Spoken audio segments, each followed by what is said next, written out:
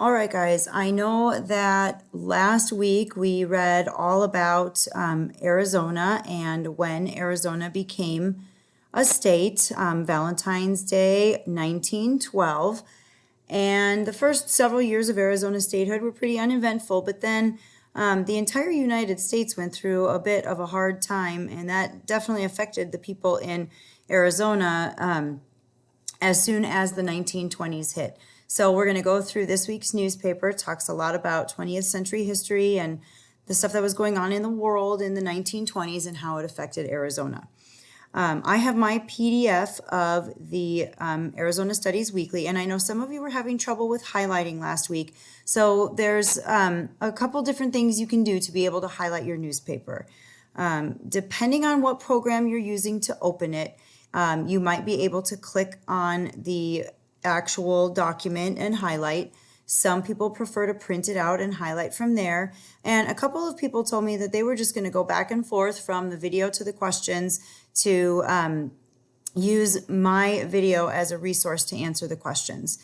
You can also grab a piece of paper and jot down some notes while I'm talking about what to highlight so that you don't miss anything. So there's a lot of different options because unfortunately we all have different devices, so we don't all see things exactly the same on our devices. I can tell you that what I did was I saved the PDF file to my desktop and then opened it from my desktop, and that is what gave me the view that you're seeing right now. I did have to play around with some of the settings and zoom in a little bit so that I was able to see everything the right way, but that's how I got to the view that I have right now. Okay, so here we go. Arizona Studies Weekly, number 24. 20th century history, hard times for Arizona and the United States. The 1920s were years of prosperity and good times in the United States. Prosperity means that things were going well, prosperous. People had money, the economy was doing well, things were in general really good.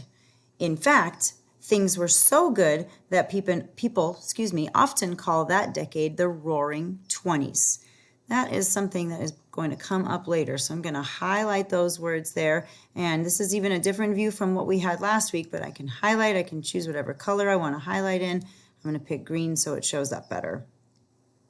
But on October 29th, 1929, the stock market crashed.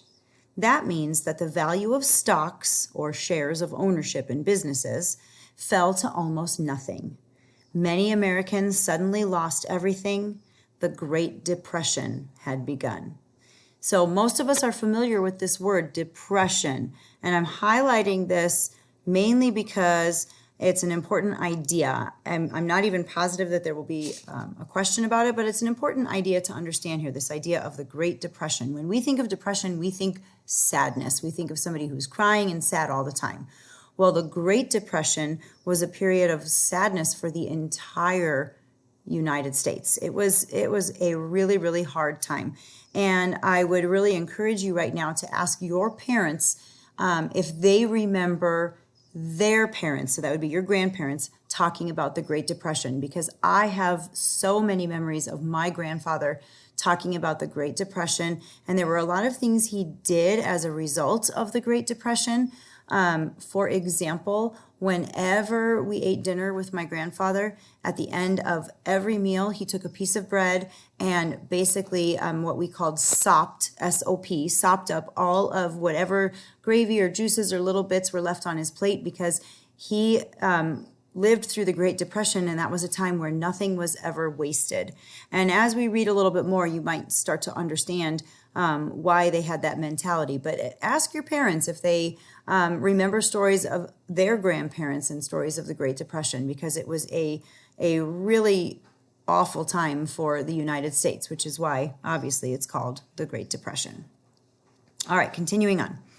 One of the major causes of the Great Depression was that America's farmers and other industry workers were producing more goods than they could sell. This included food, cotton, textiles, coal, steel, and automobiles. Suddenly, there was too much of everything, and there were not enough customers to buy the goods. World War I was over, so there was no longer a need for extra goods to send to the troops. Foreign countries who had bought American products before the war were now growing or making the things they needed.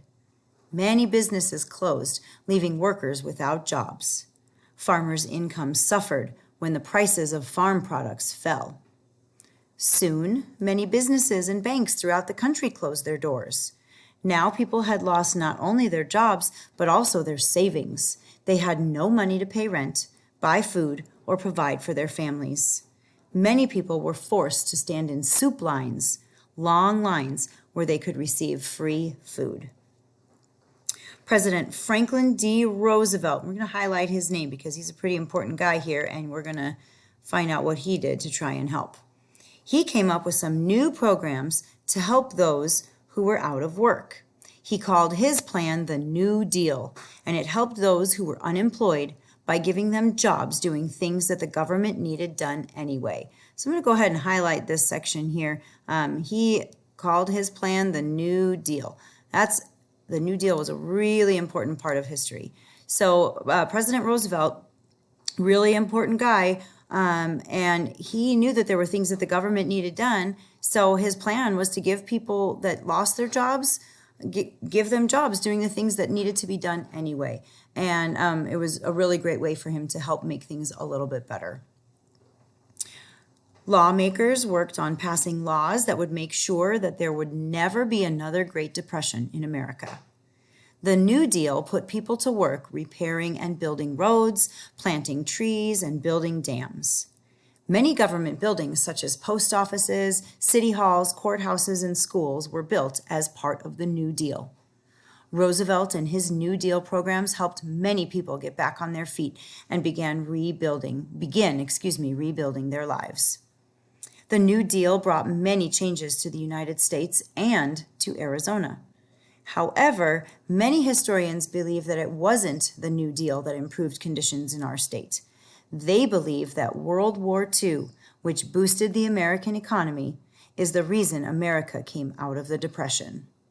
Turn the page and discover what happened in 1941 that caused the United States to become involved in World War II. Now, I know you guys love reading about wars, and World War II is a big one. So I'm going to end this video here so I don't run out of time. And then in our next video, we'll read some of the other articles.